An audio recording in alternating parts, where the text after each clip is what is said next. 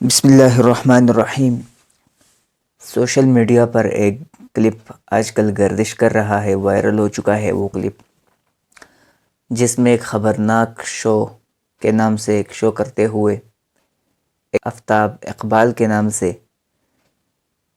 ایک شخص ہے، وہ صحابہ کی گستاخی کرتا ہے، صحابہ پر زبان درازی کرتا ہے، اور اس کے کہنے کا مطلب کچھ یوں ہوتا ہے کہ صحابہ نے اپنے درد و غموں کو بلا کر مال غنیمت کو جمع کرنے میں لگ گئے۔ چونکہ اس کے الفاظ تو کچھ زیادہ ہی عجیب تھے، میں اس کا مطلب ہی سمجھا رہا ہوں آپ کو۔ اس پر الحمدللہ پاکستان کے مسلمانوں نے صحابہ کے ساتھ محبت کرنے کی اور اپنے مسلمان ہونے کا اظہار کرتے ہوئے تقاریر میں اس کے مختلف جوابات بھی دیے ہیں۔ الحمدللہ میں بھی صحابہ کے ساتھ محبت کرنے والوں کے صف میں، صحابہ کے ساتھ محبت کرنے والوں کی فہرست میں شامل ہونے کے لیے اظہار رائے کرنا چاہوں گا۔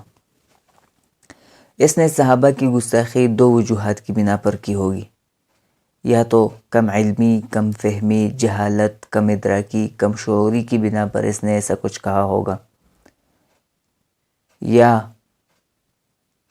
اس نے ضد اور عناد کی بنا پر ایسا کہا ہوگا۔ اگر اس نے ضد اور عناد کی بنا پر کہا ہے تو اس کی کیا سزا ہونی چاہیے، وہ تو آپ سب بخوبی جانتے ہیں کہ صحابہ کے ساتھ بغض کرنے والوں کی سزا کیا ہونی چاہیے۔ پیارے آقا صلی اللہ علیہ وسلم نے فرمایا، من احبہم فبحبی احبہم ومن ابغضہم فببغضی ابغضہم۔ صحابہ کے ساتھ محبت کرنا یہ مجھ سے محبت کرنے کی وجہ سے ہے، اور صحابہ کے ساتھ بغض رکھنا مجھ سے بغض رکھنے کی وجہ سے ہے۔ اگر اس نے کم علمی، جہالت کی بنا پر ایسا کہا ہے تو ان کے شو سے پہلے ان کے لیے رائٹر ہوتا ہے، وہ لکھتا ہے، پھر باقاعدہ انہیں پریکٹس دی جاتی ہے، پھر جب اس کو ایڈٹ کیا جاتا ہے تو ظاہر اس کو بار بار سنا جاتا ہے، تو گویا لکھا بھی ایسا ہی ہے، بولا بھی ایسا ہی ہے، اور بعد میں ایڈٹ کرتے ہوئے بھی انہوں نے پھر اس پر کوئی رد عمل نہیں لایا۔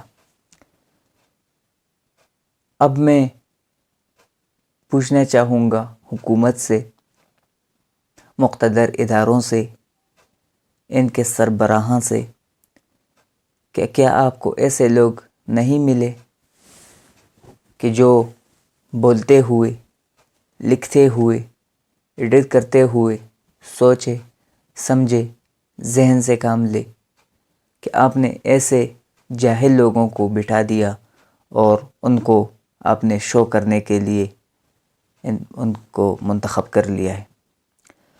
پھر بعد میں اس نے ایک وضاحتی بیان، جس کے اوپر لکھا ہوا تھا کہ معذرت بھی کی ہے اس نے۔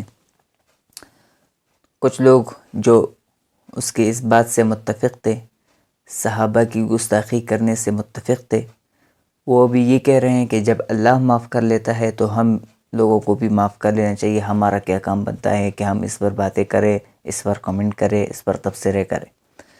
دیکھیں، سزائیں دو طرح ہوتی ہے، ایک سزا اللہ دیتا ہے آخرت میں، اور ایک سزا دنیا میں ایک سزا دی جاتی ہے جو کہ گورنمنٹ کو جو سزا دینی چاہیے۔ اور حدود میں یہ اصول ہے کہ جو سزا اللہ نے دینی ہے، توبے سے اللہ تبارک و تعالیٰ اس سزا کو معاف کر لیتا ہے۔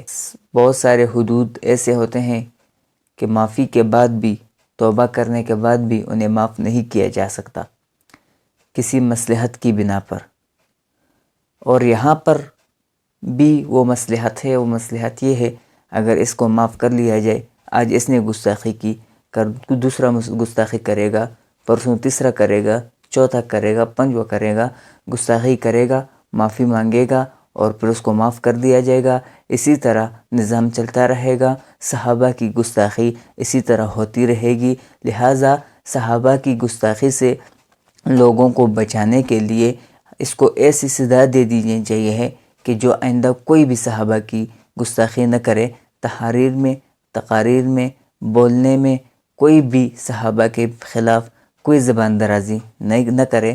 ہمارا حکومت سے یہ مطالبہ ہے کہ وہ اس کو ایسی ہی سزا دے دے، اور مسلمانوں کے ملک میں صحابہ کے خلاف، انبیاء کے خلاف ایسی بات کرنا جس میں گستاخی کا پہلو ہو، یہ ہمیں مسلمانوں کے لیے کبھی بھی برداشت نہیں ہوگا۔ لہٰذا انہیں ایسی سزا دے دی چاہیے۔ وآخر دعوانا ان الحمد للہ رب العالمین۔